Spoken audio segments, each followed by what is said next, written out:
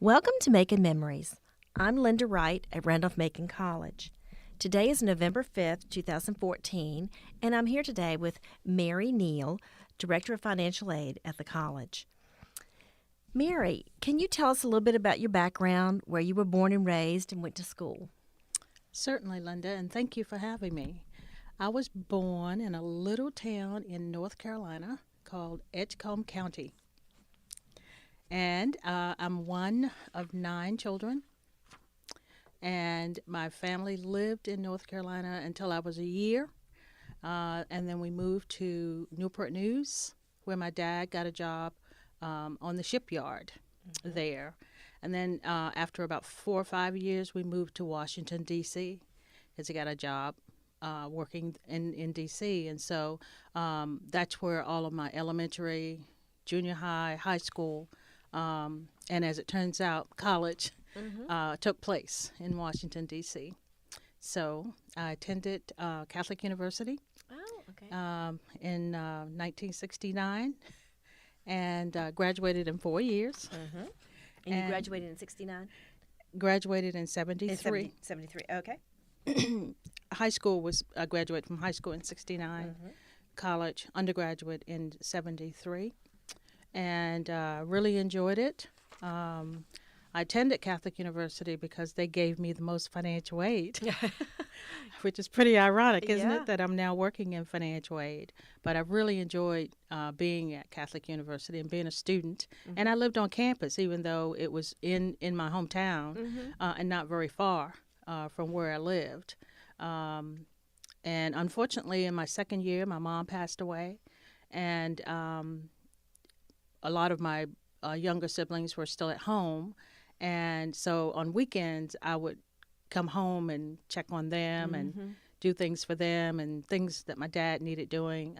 I actually taught my dad how to balance his checkbook because he had never done that. My mom had always done taking care of all the finances. And so I had to teach him how to do that because I would always say to him, well, during the week, I'm at college. And of course, my older brother and my older sister had already moved out of the house, and so I was the next oldest at home, and he was dependent on me to help him with different things. And so, I taught him how to balance his checkbook, how to stay within his means.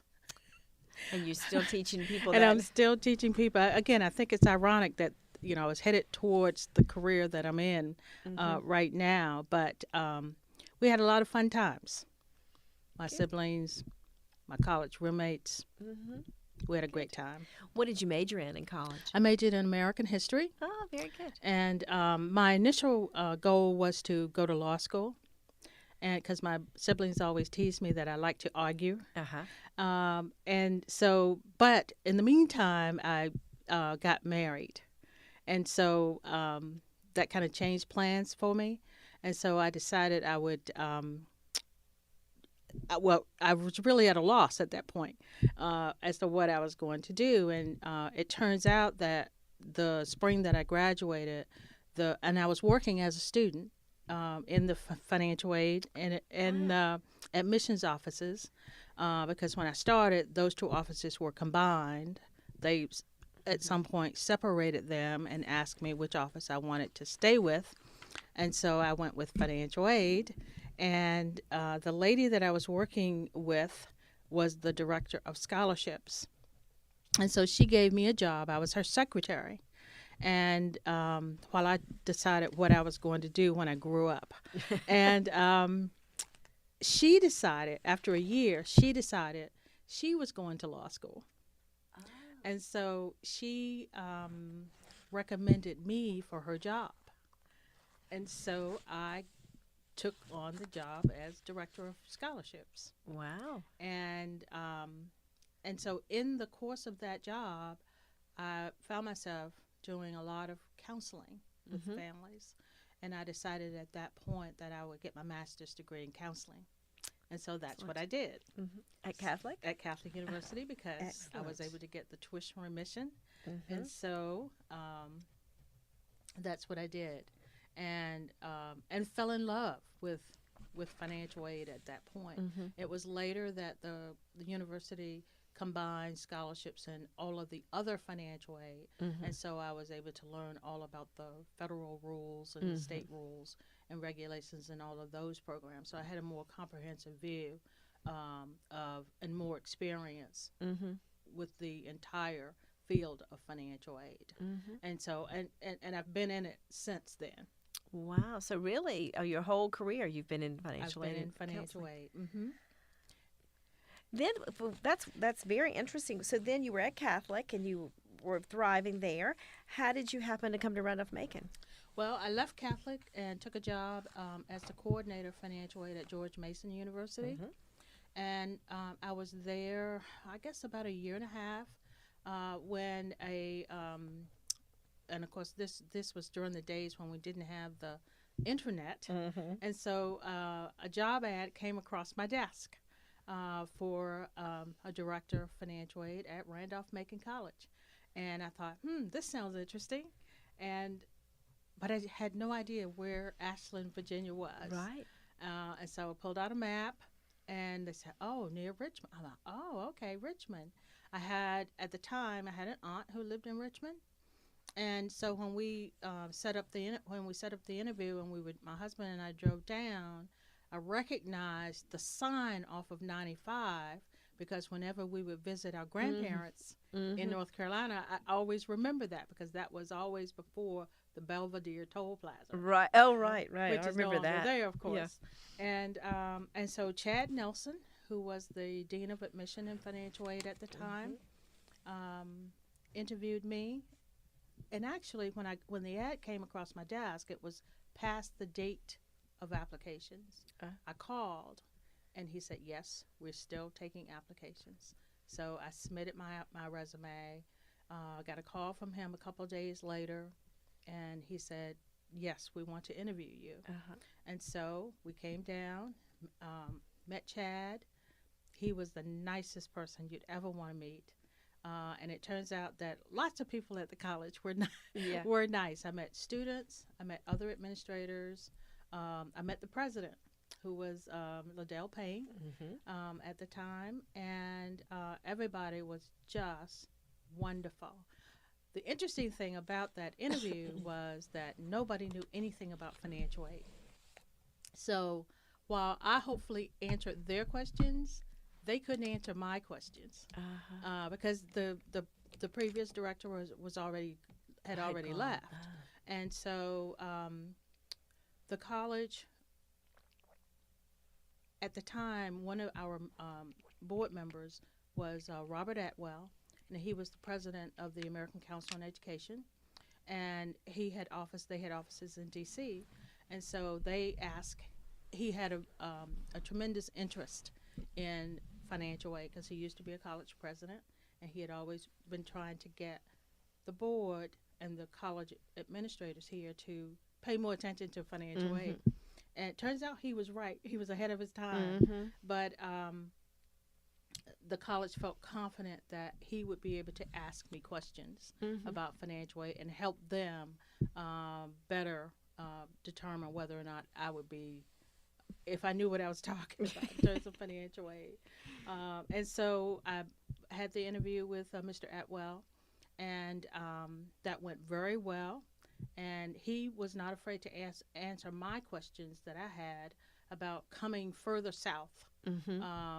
I was living in Northern Virginia, and my family and I had some difficulties from a racial point of view. There were people who burned crosses on our lawns and wrote all kinds of racial slurs on our garages and in our neighborhood, and so I had some concerns about coming further south because I didn't want to have to contend with more of that.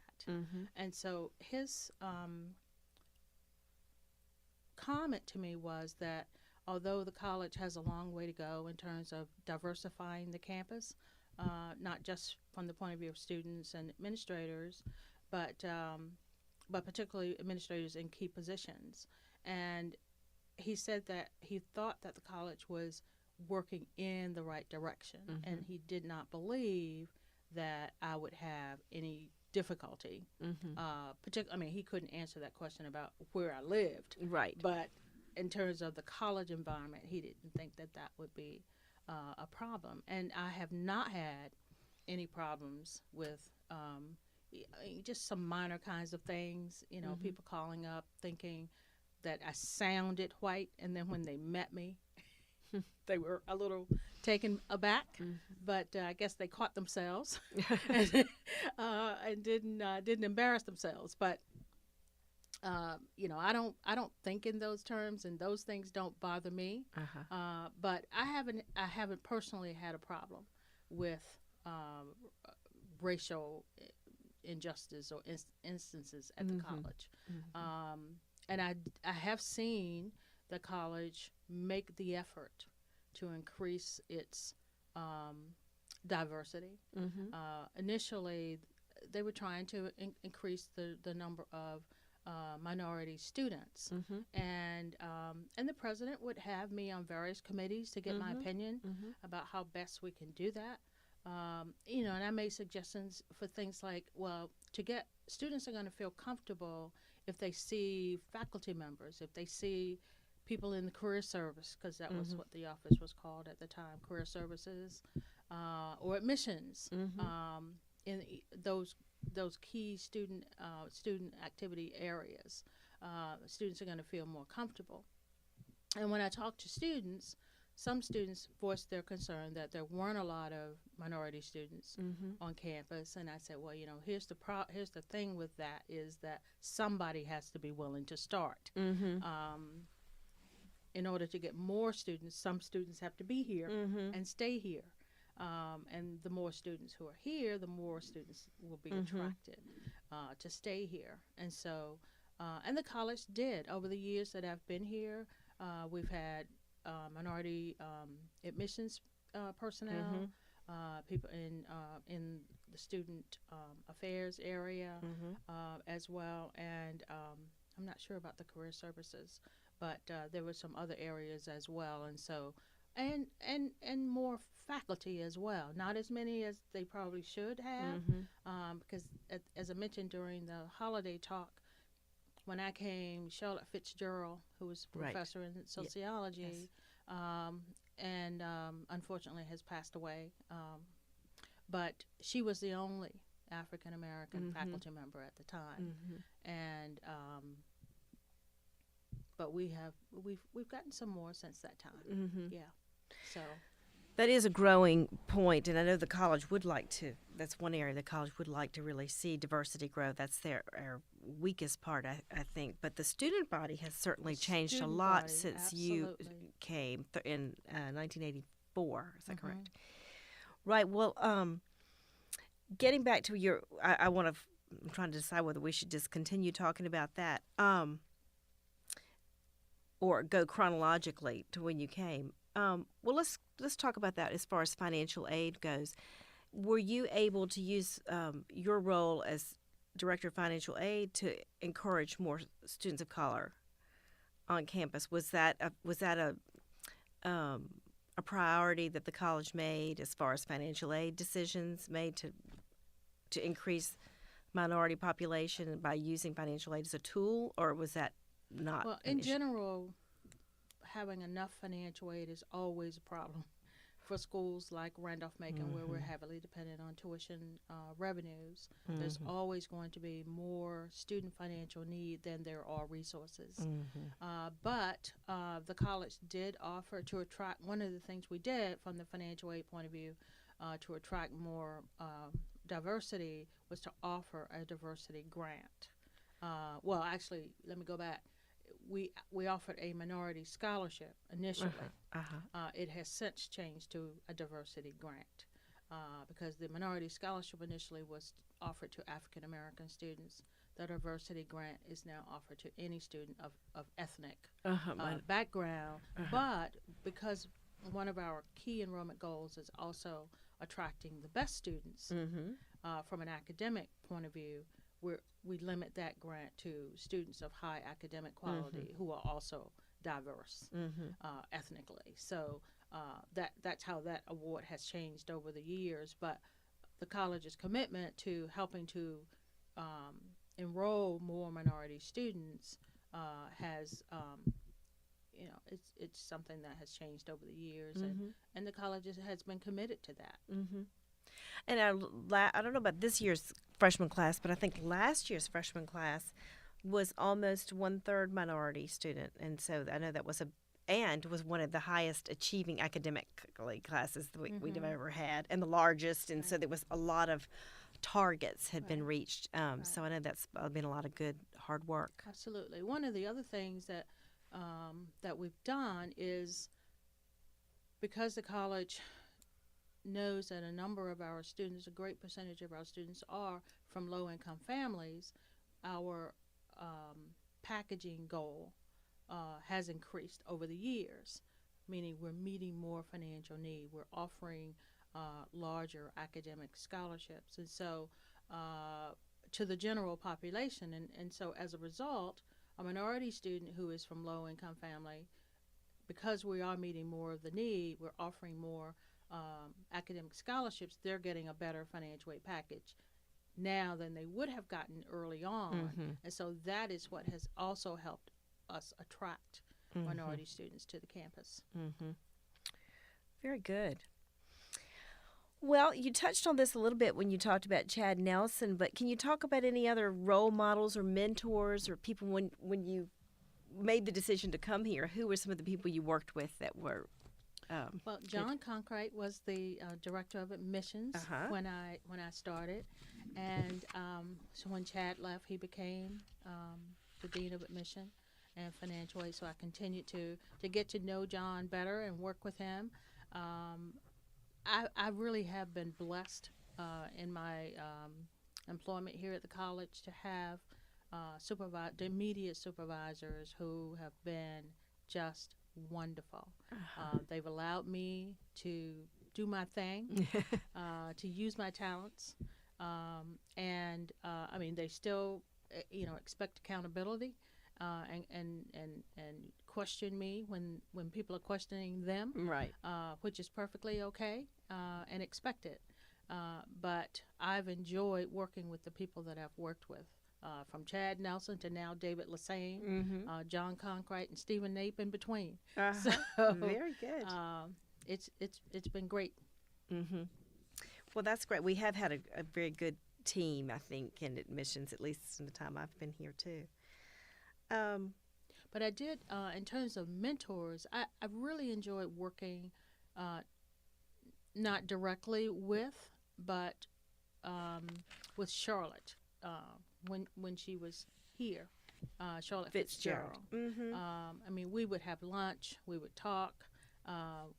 We would talk about, student issues or whatever the case may be, and even talking about how to get more minority students on campus. And she would share with me what was happening on the faculty front to try to attract more diversity on the faculty side. And so I just enjoyed my conversations with her. People speak so highly of her, and she was a real trailblazer and advocate, and really she was a great asset. And was such a shame that she died while she was still teaching here, didn't she? Yes. Yeah, that was a big loss. Yes. I believe she had diabetes, juvenile diabetes. Yes. And I remember one instance when I knew she was suffering and having some real difficulties to the point to where it affected her eyesight. And then one day, I was walking from my car to my office, and I saw her drive by in a car. She was driving. Yeah. And I thought, oh, wait a minute. She can't be driving. So I called her and left a message. Call me. She called me back, and I said, Charlotte, did I just see you drive by? She said, yes, I did. She'd had surgery on her eyes that allowed them to help restore her sight. Wonderful. So it was amazing. That's great. Let's see.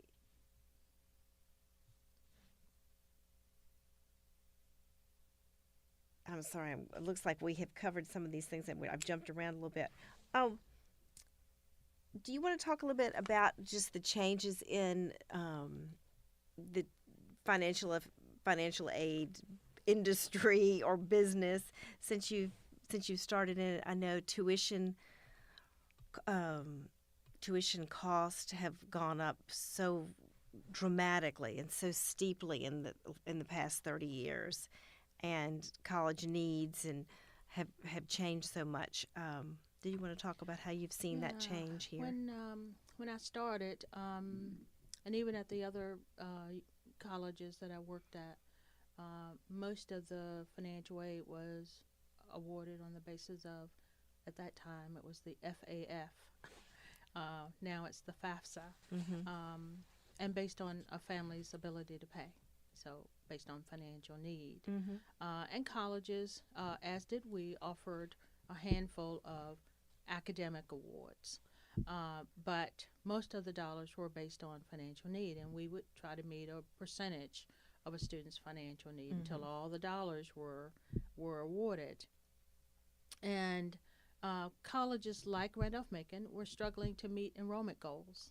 And so we called in a consultant, an enrollment management consultant, who helped us understand that you could really use financial aid as a recruitment tool. And that's one of the things that Mr. Etwell had been advocating for years and years and years.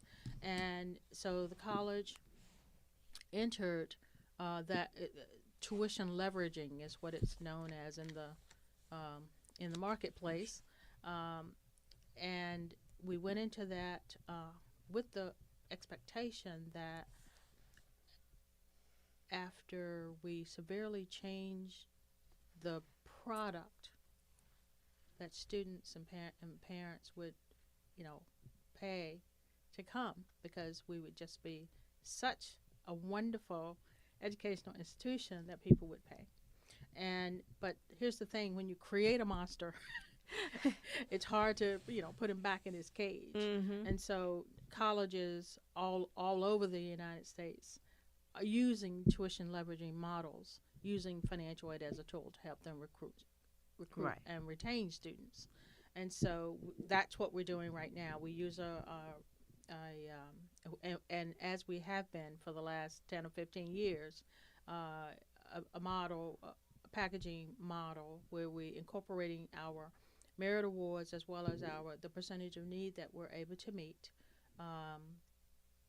combining it into a total package that we send to the students to hopefully give them a financial aid package that will help them decide that they can afford our costs.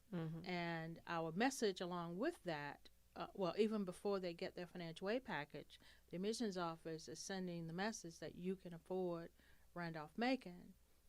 The question is, do you want to afford Randolph-Macon? Do you like the product you see? Do you like a small class size? Do you like our geographic area where we're 2 hours from anywhere, from the beach, from the mountains, from D.C., Right.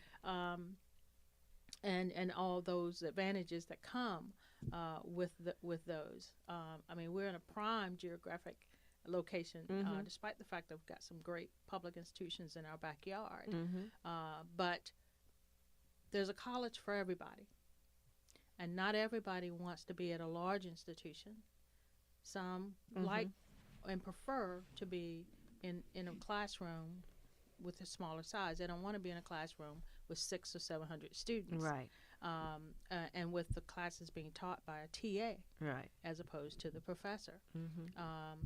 And professors who do extraordinary research in addition to teaching, with teaching being their primary responsibility. Do you like our facilities? Do you like the dormitories? Do you like the athletic facilities that we have? All of those things, no matter how much money you offer someone, do you like our majors? All of those things, no matter how much money we offer someone, it ultimately is the bottom line that the family and the student has to answer. These are the things that we think is worth it. Yeah. And here's the thing about education, you don't really know whether it's worth it until years out. Right. Right. You can look at a brand new Mercedes and go, oh, yeah, that's worth it. Yeah. It's going to be worth the money, the $50,000 Right. they want me to pay for it. Despite the fact that the dealer isn't giving you a scholarship, Yeah. isn't giving you a low interest student loan with 10 years to repay it, isn't offering you necessarily a monthly payment plan that the dealer is managing. You'll have to get a loan Yeah. from someone else if you have to do that. Yeah. But the nature of the purchase and the thought that goes into how I'm going to financing it is the same as education. Mm-hmm. And oftentimes we in our society we don't think of education that way, and primarily because the product is not tangible. Mm-hmm. And sometimes it's hard for people to see 4-5 years away from graduation that yes, this was worth the money that I had to spend, including having to repay the loans that helped me finance that education. So we spend a great deal of time helping families understand that. Our admissions folks do that when they're on the road and talking to families. All of our publications and materials that we send out to families have that affordability message, because what we want families to do is to look at all of their options. We don't just want them to go to our webpage and look at how much we cost and deciding, oh no, I can't afford it. Not without exploring the college and all it has in relationship to what you think you want out of life, which is hard for a 17-year-old to have to do and have to contemplate when all they're thinking about is, am I going to pass my next math test? But those are some pretty weighty questions that families have to entertain, and so. But we want them to explore all of their options before and have all the information at their fingertips before they make a decision about whether or not they want to afford. And you notice I distinguish between wanting to afford and being able to afford, because many of us can afford. It's how we spend our money, which is our choice, how we spend our money. And so, do we want to afford it? Do we want to spend $20,000-$30,000 at a private liberal arts education as opposed to $15,000 at a public institution, a public university? That's choice. That's choice. We make it affordable with the financial aid that we offer. Last year, we administered a $43 million financial aid program. Wow. Now, when I came, we were administering maybe $6 million in financial aid. You see how it has grown? More and more families not only qualify for financial aid, but we're also offering more non-need-based financial aid awards. Our academic scholarships, for example, being our largest non-need-based scholarship program. But that's what our admissions people, that's their message to our prospective students. We also, the financial aid staff goes out to the communities, to the schools and other community groups like churches and civic organizations, where we conduct financial aid seminars on helping families understand how the entire financing of college works. And we try to, I prefer to meet with groups as young as possible, even elementary schools, to convince families that their best source for financing college is themselves, saving and planning for college. And the earlier you get started on that, the better. Because, yes, there will be federal dollars, there will be state dollars, there will be college dollars, but there's no guarantee that all that will be there in the level that you're going to need it, with budget cuts and things of that nature that take place with all of those entities. You will at least have the dollars you have. Right. If you're saving, and you don't necessarily have to save for every penny of what college is going to cost, but you need to save something, Mm-hmm. and you need to start. Mm-hmm. That's why those state 529 The plans are so 529 good. plans Yeah. are wonderful, and more families should take advantage of them. Mm-hmm. Absolutely. And they do. I know they do start that advertising quite young, which is good when They you do. need it. They do. Well, can you remember what the tuition cost was at Randolph-Macon when you came? Because the I don't remember exactly, but it might be in the $4,000 range. mm-hmm. That's for the year. Right. Right. And tuition right now is $35,000. Mm-hmm. So that's quite Mm-hmm. an increase. It is, and I think just college tuition relative to the average income has increased so much. You know, back, I don't know what the average income in 1984 was, but I think that the just the percentage of tuition versus income is a lot higher now than it was then. Absolutely. But I do know that over the years, the college is our administrators have been very conscious of that fact. Right. Right. And so we've kept our increases, our annual increases, relatively low in comparison to inflation. Mm-hmm. So we've tried to keep that in mind. Mm-hmm. But the other message that we try to get across to policymakers, federal and state, federal in particular, and when I say we, I mean the higher education community, is that we're not, as a group, gouging families in terms of our costs. We're not just increasing costs because we can.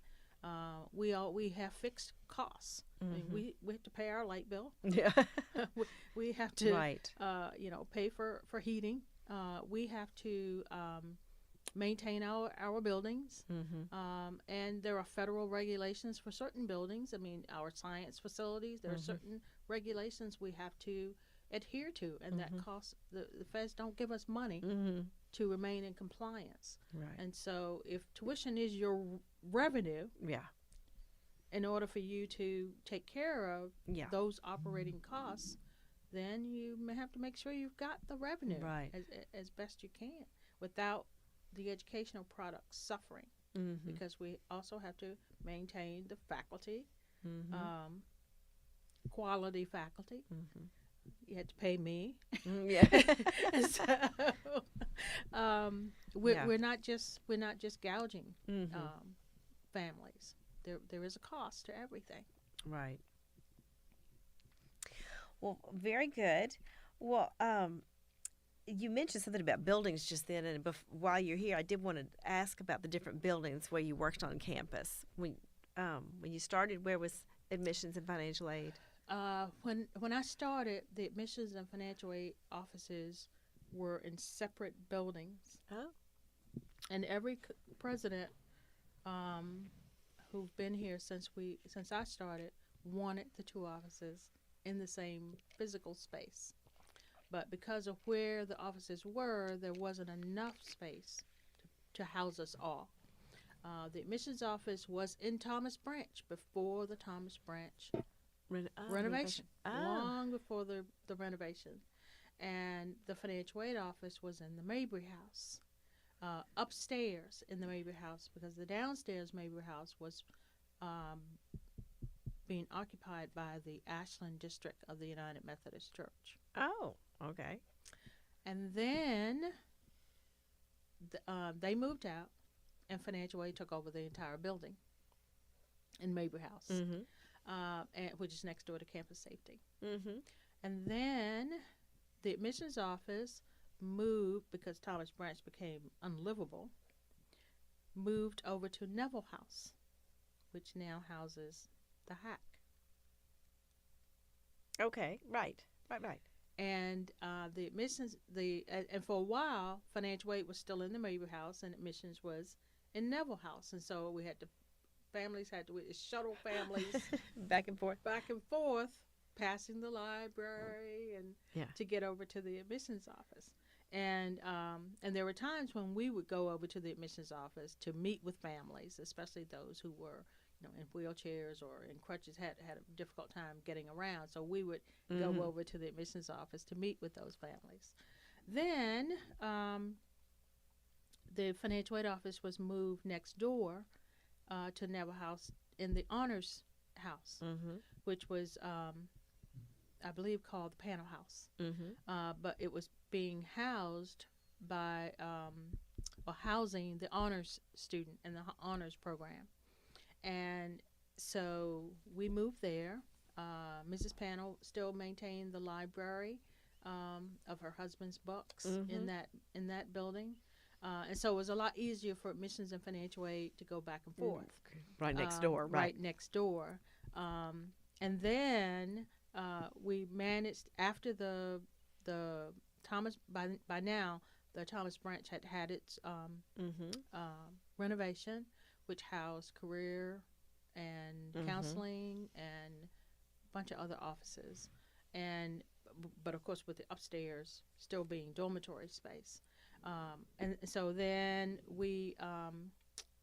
President Lindgren was able to get the finally get the admissions and financial aid offices in one space. And so that's what we're currently in, Thomas Branch, first floor. That's good, and that's a lovely space. It's a nice waiting area. It's a nice building to show off for families. Love it. Yeah, prospective students, and I think that's been a good move. Absolutely, and it's been great with us being under the same roof, because it's just a matter of walking a few feet as opposed to walking all the way across campus or even outside to go, next door. For families to come see us. So it's really worked together. It's been wonderful. Good. Well, I want to change the subject just for a little bit and see if you could talk a little bit about your experience working as a college ombudsman. You've been not obviously specifics, but just that's a real honor that you are one of the 3, I believe, ombuds at the college. 1 of 3, that's correct. And that's just a level of trust and respect there to be selected as that. Can you just talk about that, what's involved and how that came about? Sure, and you understand that I can't be. I know I can't talk in detail. Right, exactly. That's all confidential, but isn't just necessarily discreet. Yes. But it is an honor to have been asked to represent the staff, although I've seen students as well, but primarily staff members who feel like they need somebody to talk to help them work through whatever difficulty they might be having. It has been a real honor and a real eye-opener for me, and it has helped fulfill my lawyer need, if I can put it that way. A lot of what I do is education, and so my teacher instincts kick in every now and then to help the employee understand not only their rights but also their responsibilities. Sometimes people like rights, but they don't want to hear about responsibilities. Right. And I think we're all like that, but it has been a real honor for me to help the college in that way, and I hope that I'm serving folks well, and that they understand more all the things they need to with regard to employee-employer relationships. So I've met with not just employees but employers as well, to help educate and hopefully help them understand what their roles and responsibilities are too. Well, I think you summed it up nicely when you said a lot of it's education, but your counseling background, I'm sure, comes in very handy in that too. Just absolutely, because sometimes people just want and need to have someone listen, and so listening is a big part of counseling, and it's not me telling them what to do; it's me listening to what they're saying, their need to have someone listen and understand, and being an objective person in the situation, I can talk to them about what I see of the situation from the point of view of an employer as well as an employee. And very often people are like, oh, really? I didn't understand that would be. Yes, that's just something to think about. Yeah, that's good. Yeah. So I do. I enjoy doing that. Good, and I'm sure you're good at it, and I think that is a real honor. So I did want to mention that. Well, can you tell me what you see when you look over your 30 years at Randolph-Macon? What are some of the watershed events in the life of the college since you've been here? Gosh, there've been a lot, but I think probably one of the most would be the transformation of our physical space, our campus. And even, in the early days, I can remember President Payne walking around campus picking up trash off the because he was always cognizant of the fact that there would be prospective students and parents walking around and wanted the campus to be nice. But of course, physical plant takes care of that, and they do a wonderful job with that. It always amazes me when we have special events, how beautiful the campus is, and when they're, especially graduation, I'm always impressed when commencement comes around and they've set up all those white chairs and the tents and all of that. I mean, it's just, and all the landscaping, the different flowers that they plant around, and the trees and the bushes that they have. It's just, and it's not just in one particular spot, but all over the campus. They have so much to maintain. It's beautiful. And then with all of the newest buildings that we have, I mean, that's been the transformation that I've seen from when I started back in the 80s till now. The renovation of the existing dormitories that we had, plus the new dormitories, culminating with the latest one with the senior dorm. But the Brock Commons is an outstanding and impressive building, inside and out. And so I can understand why the college continues to take pictures of that building to show in all of our publications and on the website, because it is very impressive. Now, I have not yet toured the newest dorm, but I do plan to get over there so I can take a look at that as well. But the pictures that I saw on the website as it was being built, I was thinking to myself, I want to be a student again. Yeah. So I can live in the. We didn't have dormitories we like didn't that have apartment. when I was in We college. didn't either. No. So the students ought to consider themselves very, very fortunate to have those buildings, the access to those buildings, and just Brock. The building, the Brock Center. The Brock Center was not here when I came, and so students had the old gym for working out, which wasn't a lot. Yeah, and so the college has been very fortunate with its donors to help us build those buildings, and that the staff can take advantage of that too is really a wonderful perk. Although it's sometimes hard to fight the students for the track and the equipment, but but yes, you're right. We do have access to that. Well, what have been some of your most satisfying experiences since you've been at Randolph-Macon? I think I just the knowledge that I'm helping families and students in particular, help realize their dreams. There are always going to be some families and students who are difficult to work with, but I think for the most part, our families and our students are just wonderful. They're very courteous. They're thankful when you put forth the least little effort to explain things to them. I think that's been and continues to be the most rewarding thing for me. It's just knowing that I play a role, as backseat as it is, which is fine with me. Yeah. In helping them achieve their goals. Yeah. Yes. That must be very gratifying. Absolutely, no question. Well, speaking of that, Mary, you used to have as a quotation at the end of your signature, your email signature that I thought was so meaningful. And I know you mentioned it in your talk you gave at the holiday dinner last year. So I'd like you to read it and then just talk a little bit about um, why you put that as your signature and what that meant for you. Okay, this quote is from Aristotle, and it reads, "To give away money is an easy matter, and in any man's power, but to decide to whom to give it, and how large, and when, and for what purpose, and how, is neither in every man's power, nor an easy matter." This quote caught my attention because it sums up my role and responsibilities and financial aid. It is, and I know families don't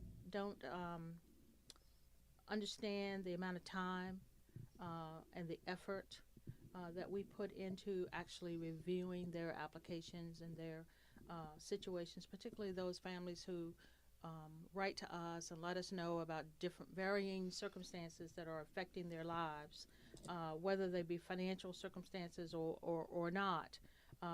We take all of those circumstances very seriously. And even though we're in a high-tech world where a lot of our award decisions and packages are automated, the one thing that is not automated is our actual reading of those circumstances and contemplating them and figuring out how they will impact a family's ability to pay for college and therefore ultimately end up in what their aid eligibility is going to be. That is time consuming.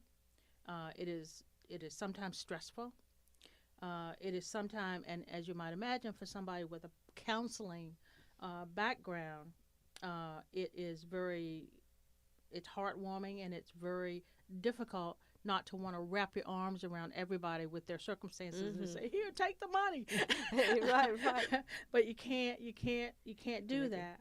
And this quote helps me summarize the fact that although we get more and more families who are eligible for financial aid, it is difficult for us to, it's not easy for us to always decide how much money to give when the resources are limited. Right. And the resources are always limited. And that's what makes it so difficult.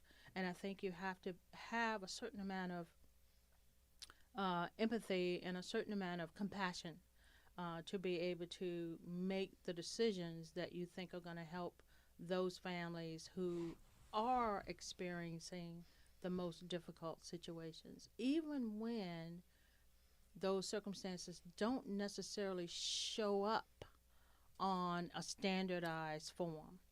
You know, you have to look beyond that. And that takes it's an art, and it takes experience. You know, the Mary Neal financial aid officer in the 80s was nowhere near the aid officer of 2014, and she has learned a lot.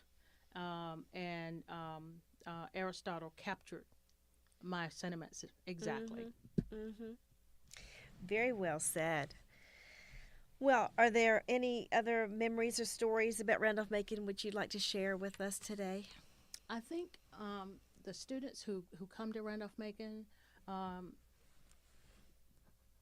the new students who come, they don't know yet how special the people are at Randolph-Macon. And I think if you've talked with graduates of Randolph-Macon, and even some of those students who attended but didn't graduate, would say to you, it's the people who really make this place, and it really makes it special. When I came that first day for my interview, when I met Chad, I said to my husband after my interview that this place fits me like a glove. And that feeling has not changed. And so the people is what makes it special and continues to make it special, a special place to work for me. When we were in Mabry House and in the Panel House, those really were houses, which became homes, physically became homes. And so it made it even more of a home-like environment for us to work. And so using the word work wasn't really apropos. And even being in a building now, it still there's a very homey feeling about being at Randolph-Macon, and that is not a bad connotation. That's good in every sense of the word, because it makes you feel comfortable. It makes you feel like I don't have a problem getting up in the mornings and going to work. Now, everybody's going to have a bad day every now and then, but for the most part, I really enjoy coming to work. Well, that is wonderful, and that really shows in your demeanor and everything you've shared with us today. And I want to thank you so much for coming in and speaking with us with Making Memories. It was my pleasure, and thank you for asking me.